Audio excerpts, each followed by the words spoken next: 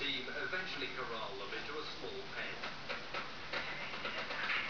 We've chased the horses all through the reserve and they're corralled up here, and now we're going to have to separate the ones we want, which is the hard bit.